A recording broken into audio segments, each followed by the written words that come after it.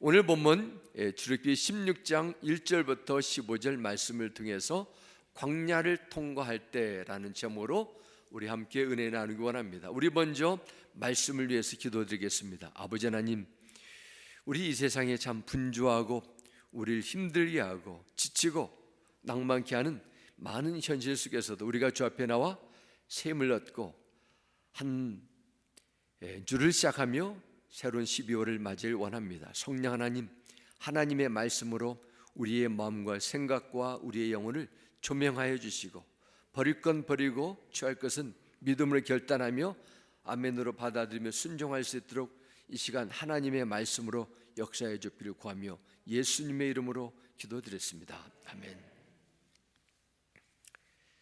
현대 사회의 생활 수준이 점점 올라가면서 웰빙이란 이 말이 많은 사람들의 생각 속에 또 대화 속에 자리 잡혀가게 되는 것 같습니다. 웰빙 이런 말은 사전을 찾아보면은 복지, 행복, 안녕 그렇게 표현하고 있지만은 말 그대로 잘 살기, 잘 지내기, 그냥 행복하게 살아가기, 그렇게도 설명할 수 있습니다. 우리는 누구나 동서고금을 막론하고 잘 먹고 잘 살고자 하는 희망을 갖고 하루하루 살아갑니다. 몸도 마음도 튼튼하고 경제도 튼튼하게 살려면 돈도 많아야 되고 건강도 지켜야 되고 열심히 새로운 지식과 정보도 쌓아나가야 됩니다. 육체의 건강, 생활의 안정, 정신적인 평안함 함께 있을 때 웰빙이라, 웰빙 삶을 산다 이렇게 말합니다. 그렇다면 하나님을 만난 그리스도인 천국 백성의 삶은 어때야 될까요? 무엇이 진정한 웰빙의 삶이라고 표현할 수 있습니까? 무엇이 정말 잘 살고 행복하게 성과에 산다고 우리는 자부할 수 있습니까? 이 세상에 말하는 그런 여러 조건들이 있는데 그것이 전부라면 잘못 인식하고 있는 것입니다.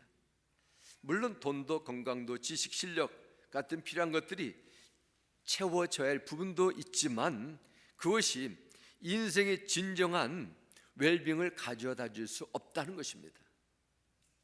왜냐하면 모든 인생은 전지전능한 창조주가 되시는 하나님만이 주시는 힘을 공급받고 그분의 사랑과 인도함을 받고 살아갈 때 정상적인 하나님 보시기에 참된 웰빙의 삶을 산다 이렇게 말할 수 있는 것입니다.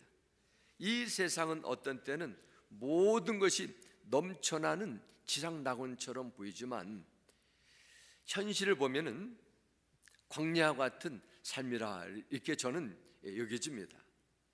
이런 문제가 끝나면 또 다른 사건이 터지기도 하고 두려움과 근심을 가져다주는 문제들이 주위에 지뢰밭처럼 널려 있기도 합니다.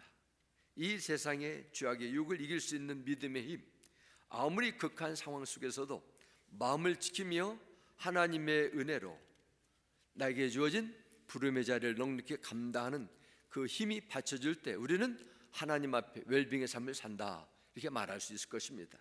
오늘 말씀을 통해서 광야 같은 이 세상 속에서도 하나님께서 요구하시고 기대하시는 믿음의 삶이 무엇인가를 함께 나누고 여러분도 하나님의 주시는 지혜 힘입어 이 세상을 이기고 진정한 참된 웰빙의 삶이 되기를 주 이름으로 축원합니다.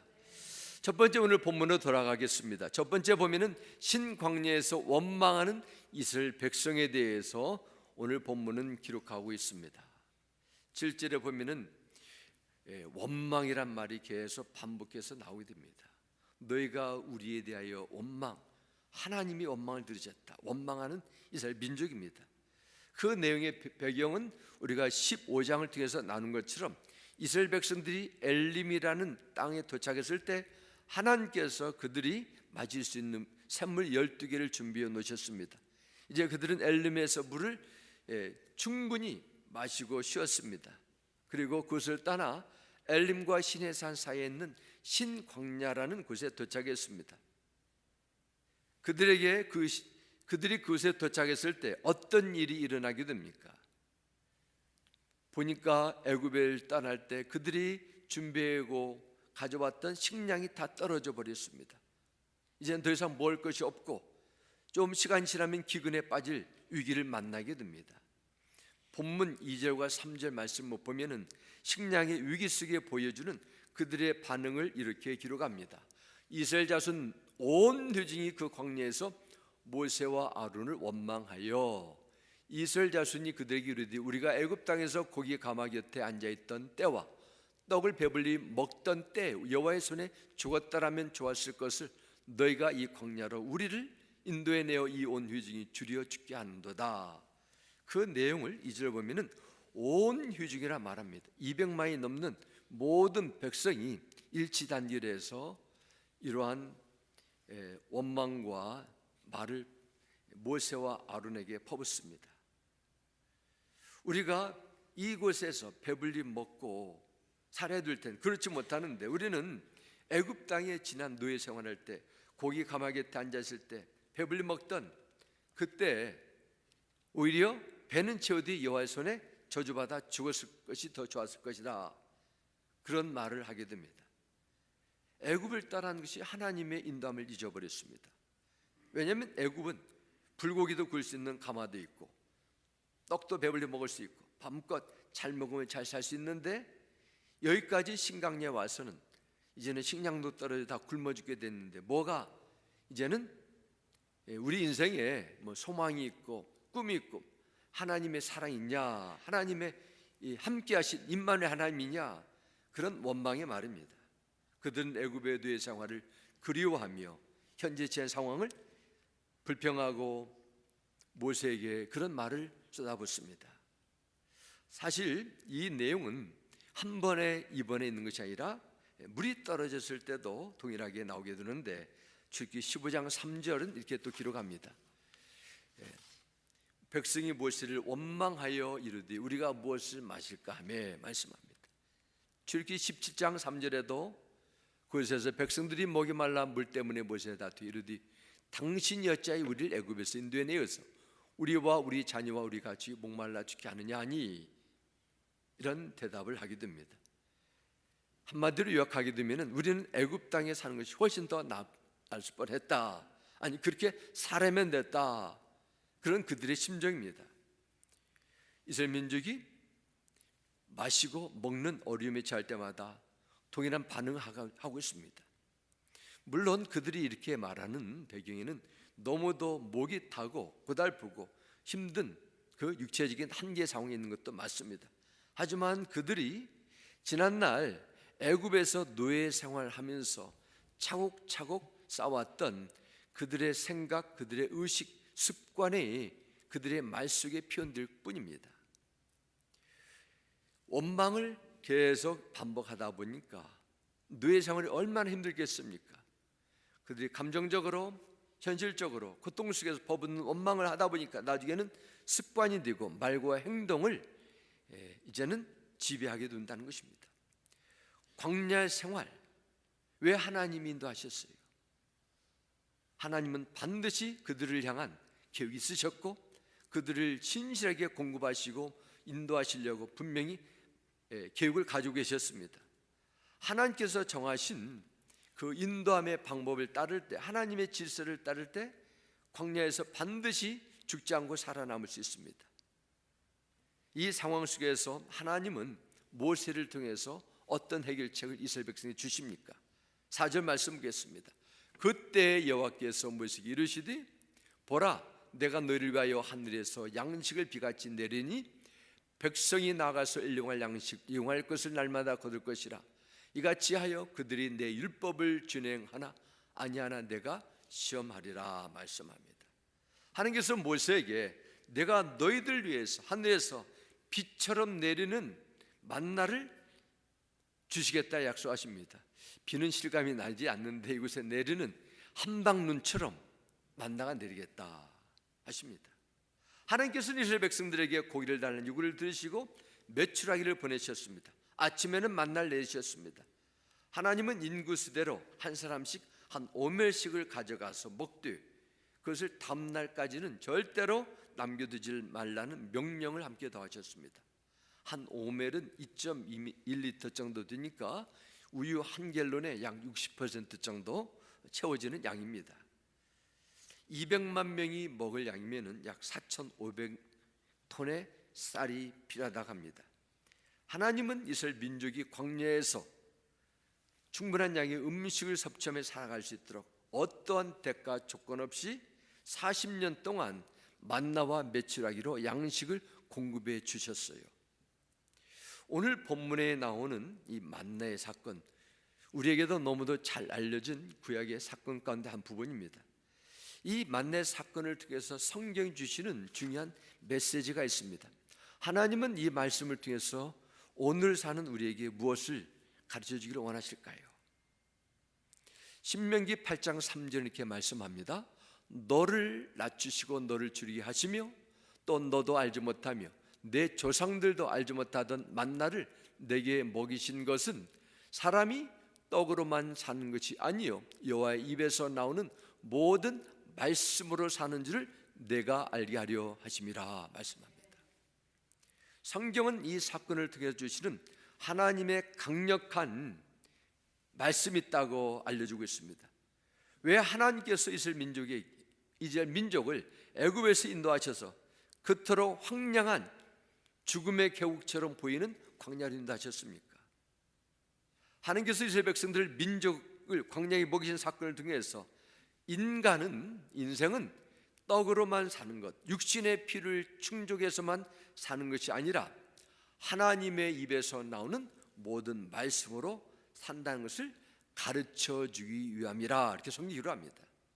하나님의 이스라엘 민족이 가나안 땅에 들어가면서 먹고 사는 형편이 나아지고 복을 받을 때 먹고 잘 살면서 재산을 늘리고 돈을 모으면서 마음이 교만해서 하나님을 떠나고 그들의 육의 소욕에 끌려 우상을 탐닉하는 것을 염려하셨습니다. 그래서 광야의 상황을 통해서 그들이 하나님의 말씀대로 순종하는지 아닌지 그들을 시험하며 그들을 준비시킨 것입니다. 또 다른 내용이 있습니다. 하나님의 말씀 가운데 살도 훈련시킬 뿐만 아니라 신명기 8장 16절에 이렇게 기록합니다. 광야에서는 당신의 조상도 알지 못하던 만나를 당신들에게 먹이셨습니다. 이것이 다 당신들을 단련시키고 시험하셔서 나중에 당신들이 잘되게 하시려는 것이었습니다 말씀합니다. 하나님께서 이스라엘 민족을 향한 계획과 기대는 그들이 하나님 앞에 풍성하고 복된 잘되는 만사형통의 삶을 주시기 위한 선한 의도가 있다는 것입니다. 뭘 시험했어요? 그들이 마시고 먹는 것을 가지고 시험하셨습니다. 사회학자나 심리학자들은 다 똑같이 인간에게 있어서 가장 기본적으로 어쩌면 절대적으로 라는 단어를 쓸 수 있습니다. 필요한 것은 먹고 마시고 잠을 자는 생존 욕구라고 합니다. 생존 욕구.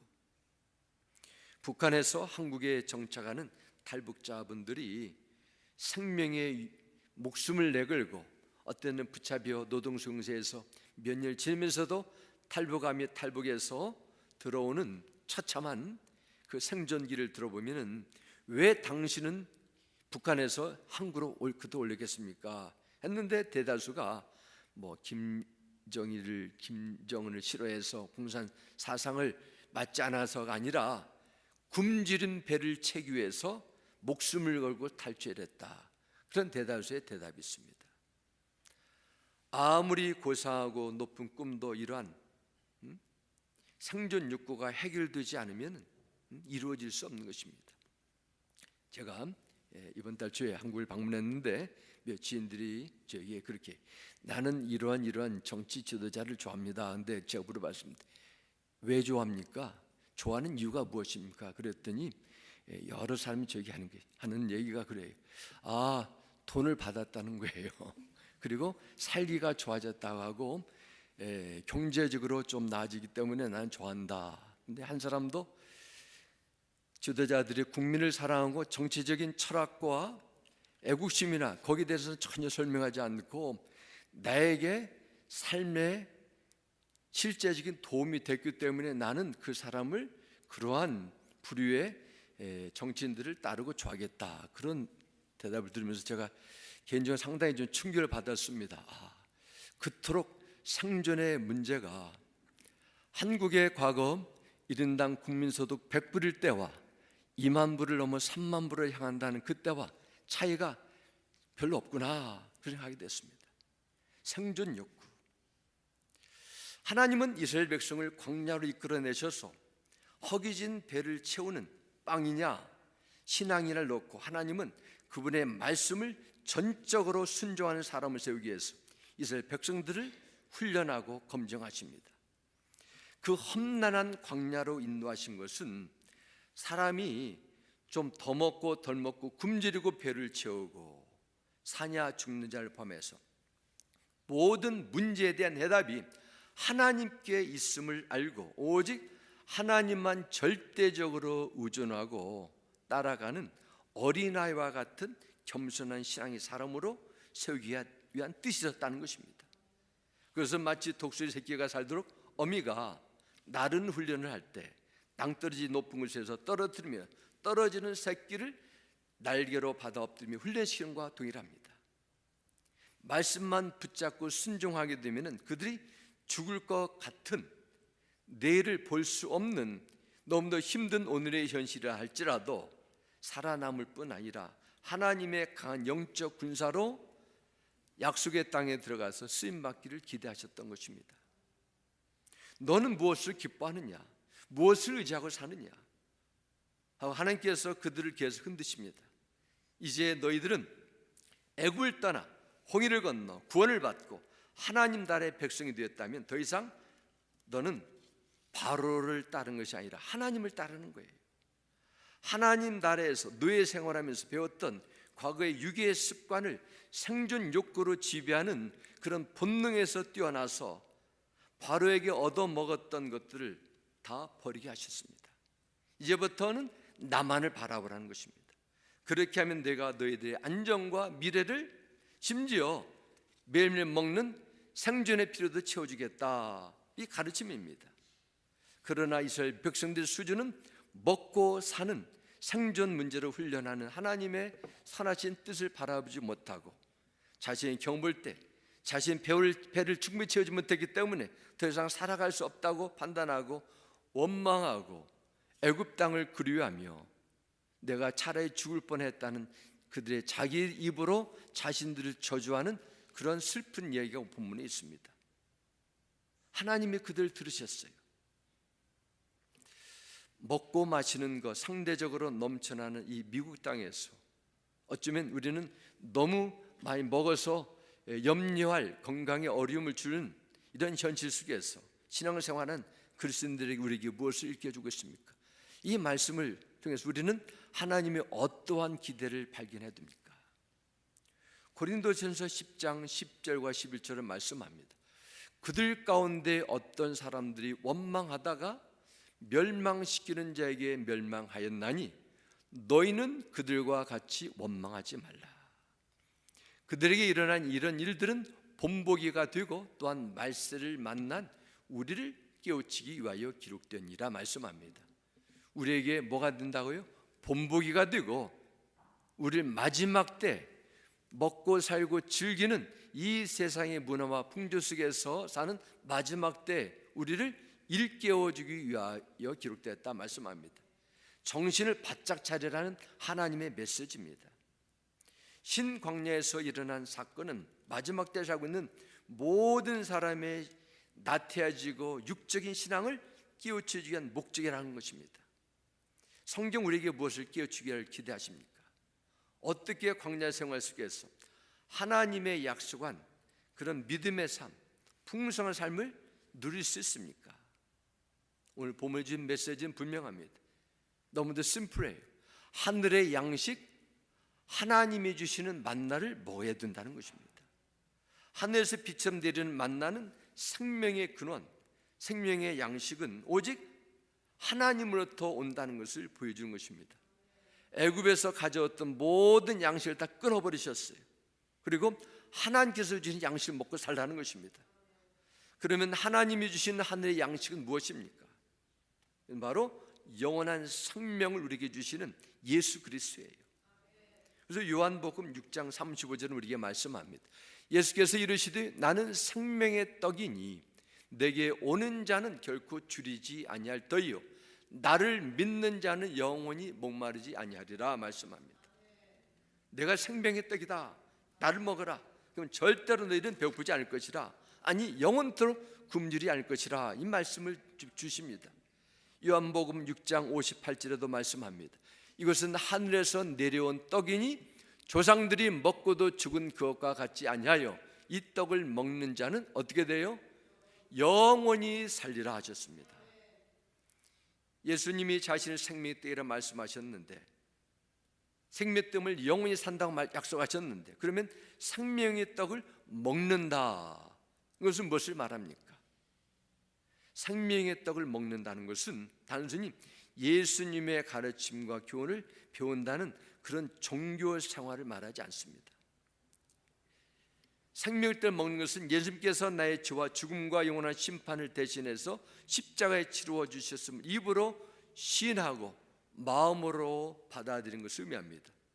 더 나아가서 생명의 떡을 먹는다는 것은 말씀이 육신이 되어서 우리에게 찾아오신 주님의 입에서 나오는 모든 말씀과 명령을 내 삶에 받아들여서 실제적으로 내가 말씀대로 살아가고 그분의 성품을 내 안에 점점 닮아가는 그런 영적인 변화를 의미합니다.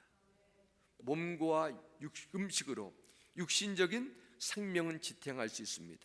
마찬가지로 구원받은 성도에게도 영원히 살고 인생의 풍성함을 누리기 위해서 영혼의 생수가 되고 양식이 되는 예수님을 영접해야 우리 육의 문제, 영혼의 문제도 진정 해결될 수 있다는 것입니다. 그리고 우리는 성찬식에 참여함으로 성찬식에서 떡을 떼음을 통해서 영원한 생명의 떡이신 예수님의 놀라운 보혈의 은혜와 하나님의 그 신실한 사랑을 기억하고 감사하게 되는 것입니다. 사는 성도 여러분 안에 하늘에 속한 신령한 복과 모든 하나님의 그 능력이 예수 그리스도 안에, 생명의 떡이신 예수 그리스도 안에 있음을 믿으셔야 됩니다. 예수 안에서 인생의 목마른 문제, 배고픈 문제, 삶의 절망의 문제를 해결할 수 있는 하늘의 권세가 있음을 믿고 고백하며 사는 것이 바로 온전한 그리스도인의 삶, 참된 웰빙을 누리는 삶이라 말할 수 있습니다. 그토록 믿고 의지했던 친구가 배신하고 나에게 의미 있고 기쁨이 되고 삶의 기둥처럼 지탱했던 일들이 다 무너지면서 정신이 없습니다. 인생의 모든 것이 허무감을 느낄 수 있어요. 이때 하나님께서 말씀하십니다. 너의 인생의 양식은 네 스스로 터득하는 것이 아니라, 그것이 전부가 아니라, 눈에 보이는 세상 것이 아니라 이거는 생명을 주는 생명의 양식을 먹어야 된다는 하나님의 메시지가 될 수 있습니다. 그래서 하나님께서 은혜를 주십니다. 어떤 때는 실패를 통해서, 가난을 통해서, 배고픔을 통해서 진정한 내가 먹어야 될 양식이 무엇인가를 일깨워 주시는 것입니다. 전도서 2장 22절과 23절은 세상에 그 많은 재물을 갖고 썩을 양식을 위해서 살았던 솔로몬의 인생의 황혼의 고백이 기록되어 있습니다. 사람이 해 아래서 행하는 모든 수고와 마음에 애쓰는 것이 무슨 소득이 있으랴. 일평생에 근심하며 수고하는 것이 슬픔뿐이라. 그의 마음이 밤에도 쉬지 못하나니 이것도 헛되도다. 아, 먹고 즐기는 일을 누가 나보다 더 해보았으랴. 이 세상에 인류 역사상 솔로몬처럼 많은 것을 누리고 화호시가며 살았던 사람 그 없을 것입니다. 그는 해 아래 행하는 모든 인생의 활동이 헛되고 사람에게 진정한 행복이나 영원한 성취를 가져다주지 못했다고 솔직히 고백합니다. 다시 말씀드리면 해 아래는 영원하지 못한 것에 인생을 쏟아붓는 것은 결국 인생을 하나님 보시기에 망가뜨리는 헛된 인생을 살았다는 것입니다. 다시 말씀드리면 영원한 가치를 위해서 일한다는 것은 결코 낭비가 아니라는 것입니다. 그것을 위해서 드린 시간, 물질, 헌신, 나의 모든 열정, 참된 가치가 있다는 것입니다. 우리 인생이 얼마나 빨리 지나가는지 모릅니다. 이제 몇 주 후면은 이제 2020년 새해를 맞이게 됐습니다. 금년도 훌쩍 지나가 버렸어요. 엊그제 송구영친 예배를 드린 것 같은데 이제 새해를 준비하는 시점이 다가왔습니다. 사람에게 한번 지나온 길은 다시 돌아갈 수도 없고 다시 또 걸어갈 수도 없습니다. 우리가 매주 수요일마다 신실한 청지기의 삶에 대해서 말씀을 나누고 있습니다. 시간의 청지가 되자, 그런 주제로 지난주도 같이 나눴는데요, 우리의 80평생을 건강히 산다 할지라도 그 중에 우리가 제대로 쓸 수 있는 정말 퀄리티 있는 시간은 20년밖에 되지 않아요. 아니 10몇 년밖에 안 돼요.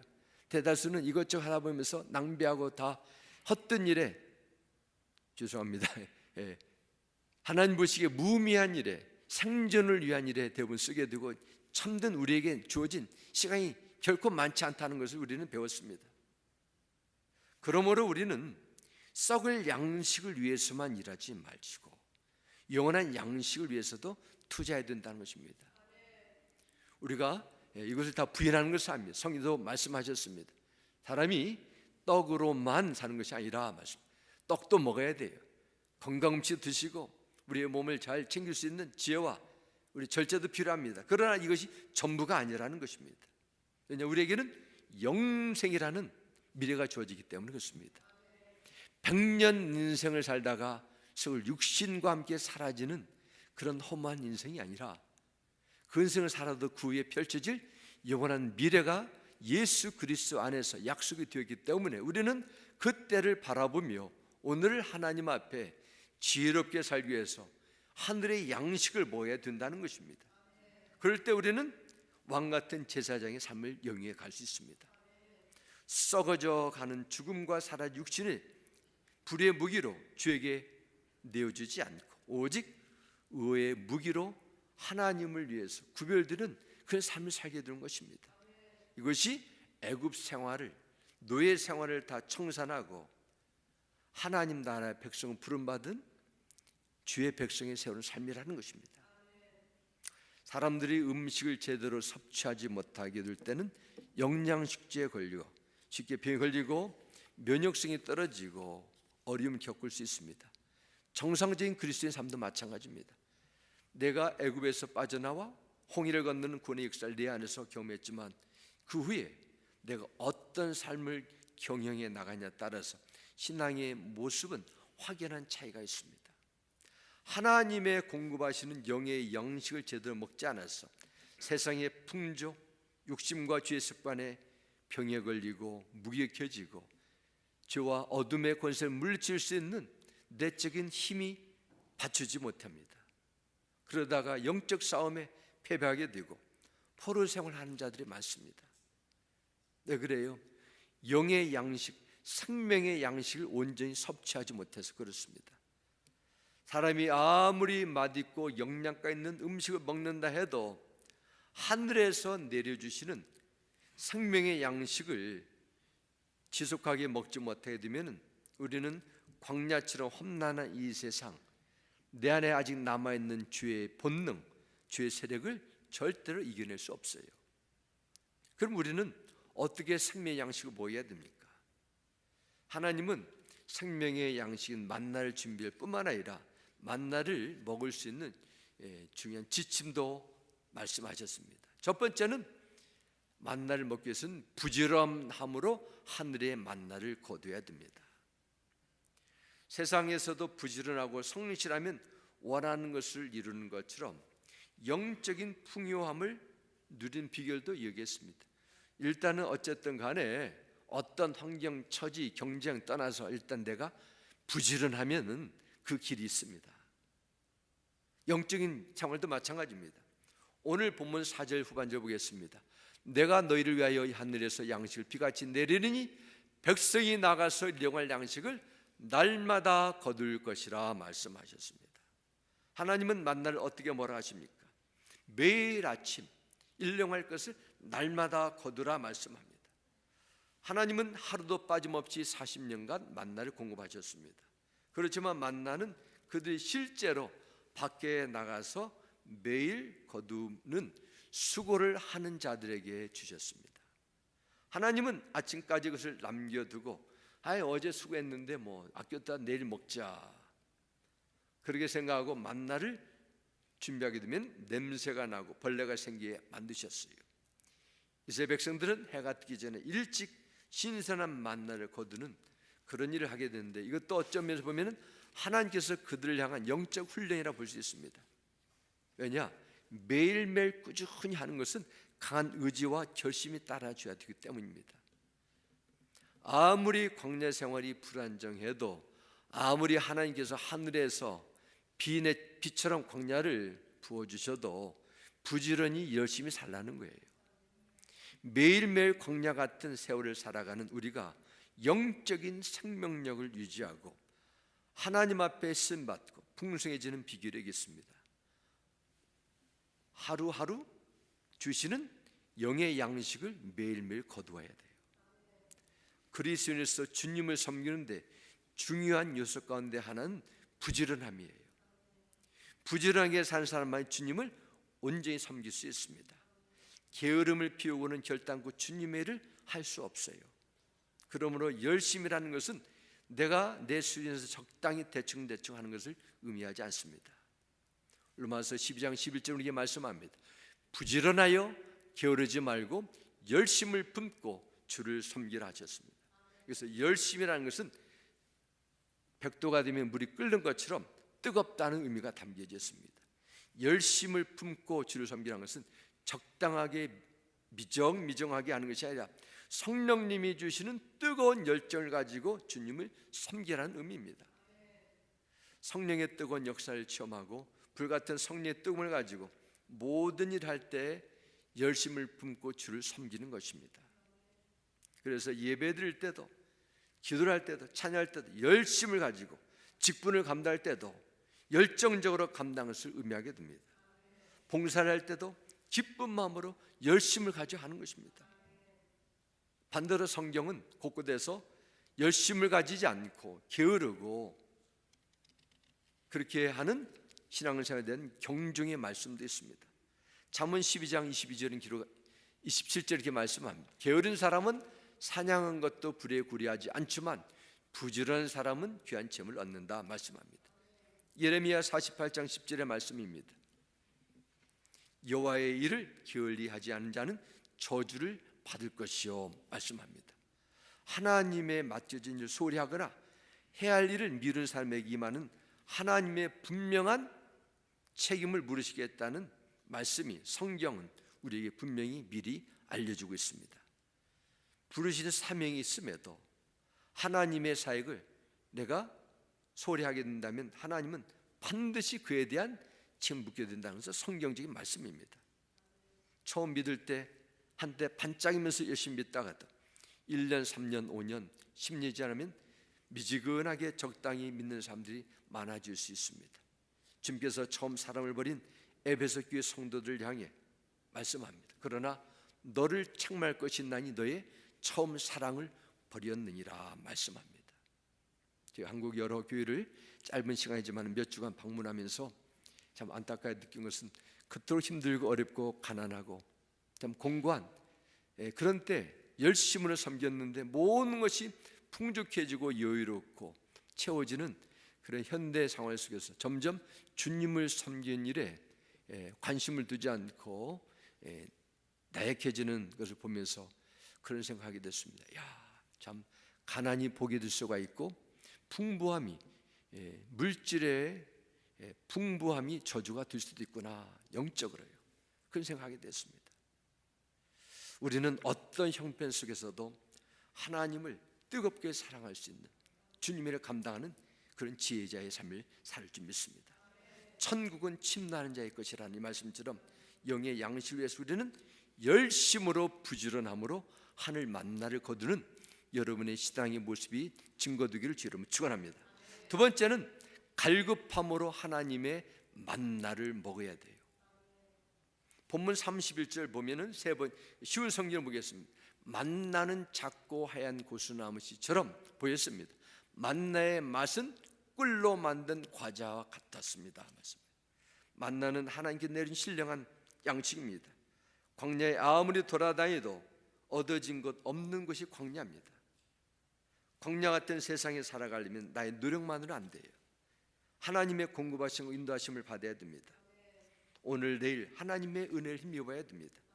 내 인생에 가는 길이 아무리 광야처럼 황량하고 고달프다 하더라도 하나님이 주신 위로와 기쁨이 있으면은 그래서 하나님의 사랑과 임재함을 체험할 수 있는, 하나님의 영광을 경험할 수 있는 은혜의 장소가 됩니다. 그럼 우리 어떻게 됩니까? 하늘의 양식을 갈급함으로 받아야 됩니다. 이게 중요한 것입니다. 나 배불러, 더 이상 먹을 거 없어. 만나를, 영의 양식을 거부하게 된다면 은혜는 주어지지만 누릴 수 없습니다. 오늘 시대에 너무 많은 자들이 하나님의 은혜의 방편을 누릴 수 있는 것이 넘쳐나면서도 하나님을 향한 영의 양식을 향한 갈급함이 점점 떨어집니다. 하긴 하지만 의무에서 기쁨도 없이 그냥 종교적인 하나의 한 지침으로 매인 경우가 있습니다. 성경 그렇게 말씀하지 않습니다. 갈급함을 가져라는 것입니다. 그래서 시편 119편 103절은 기록합니다.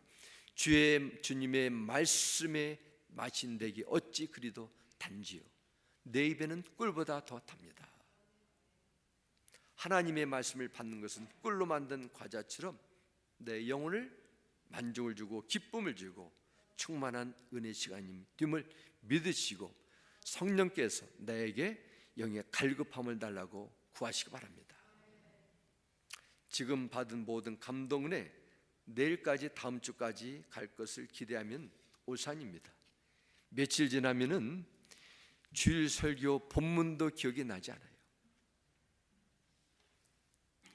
과거 옛날에 봤던 은혜 옛날 거예요.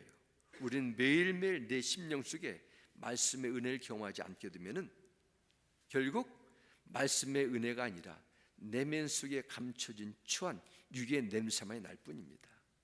욕심의 냄새, 자존심의 냄새, 자기 사랑의 냄새만 나요. 약간의 어림만 생기게 되면은 하나님의 구원의 은혜를 다 잊어버리고 원망과 불평의 냄새를 풍길 수 있어요. 그럼 우리는 어땠습니까? 매일매일 갈급함으로 더러워지고 약해지고 혼탁해지기 쉬운 내 영혼을 하나님의 말씀을 채우셔야 돼요. 당시 초대교인들은 하루하루 수입으로 생계를 잇는 사람들이 대부분이었습니다. 예수님께서 주기도문에 일용할 양식을 주옵소서라는 기도를 말씀해 주셨습니다. 너무도 하루하루 먹고 사는 크리스찬들이 너무도 많았습니다. 그렇게 힘든 삶 속에서 그들은 하나님 앞에 나와 예배드리며 일용할 양식을 위해서 기도했습니다. 오늘날에는 날마다 끼니를 채우며 생계의 피를 위해서 나에게 오늘 점심 저녁을 주옵소서, 그런 기도는 하는 분은 없을 것입니다. 그렇지 않다 해도 우리는 하나님께서는 여러분에게 영의 양식을 위해서 일용할 양식을 구하기는 원하십니다. 사는 성도 여러분, 하나님의 말씀이 꿀처럼 느껴질 정도로 여러분의 영혼 속에 사모함이 있습니까? 하나님께서 은혜 주신 말씀의 양식을 매일매일 부지런함으로 우선순위를 두고 거두고 있습니까? 아니면은 다른 분주함과 관심거리에 빠져 아침부터 저녁까지 마음을 빼앗고 있지는 않습니까? 여러분의 인생의 진정한 웰빙과 건강함은 하나님께서 공급하시는 생명의 떡을 직접 내 수고로 먹는 자의 있음을 기억하시기 바랍니다. 하루에 15분, 20분, 30분이라도 영의 양식을 위해서 열심을 쏟아붓기 바랍니다. 나의 마음과 갈증, 배고픔을 오직 하나님만이 공급하실 수 있는 하늘의 신령한 양식을 통해서 채워주면은 우리의 삶이, 우리의 습관이, 우리의 성품이 달라지는 것을 경험할 것입니다. 과거 육의 생각에, 눈에 보이는 세상의 웰빙에 끌려가고 집착하고 매였던 삶에서 주 안에 참된 평강과 기쁨과 감사가 넘칠 줄 믿습니다. 오늘은 이번에는 무엇을 더 맛있게 먹을까 고민하는 삶이 아니라 때를 따라 공급하시는, 채워주시는 하나님의 약속을 신뢰하며 먼저 하나님의 나라와 의를 구하는 믿음의 결단과 순종을 통해서 영혼이 잘되고 세상을 이기는 이런 믿음의 삶이 이루어지길 주의 이름으로 축원합니다. 우리 함께 기도드리겠습니다. 아버지 하나님, 우리가 주 앞에 나왔습니다. 우리 인생의 진정한 온전한 삶은 무엇입니까? 이 세상은 우리에게 속삭입니다. 무엇을 어디서 더 맛있게 즐기고 먹고 행복하게 살까? 얼마나 더 많은 것을 채우고 누릴까? 그러나 하나님 나라의 구원의 백성은 우리에게 주어진 눈에 보이는 이 세상의 삶이 아니라 영원한 생명이 있음을 믿습니다. 우리의 신앙의 여정 다 마치고 주님께서 부으실 그때까지 믿음의 경주를 끝까지 할 수 있도록 하늘의 양식으로 함께해 주시고 주 예수님만을 바라보며 믿음의 경주를 하도록 주의 성령님 우리를 붙들어 주시고 인도하여 주옵소서. 우리 구주 예수님의 이름으로 기도드렸습니다. 아멘.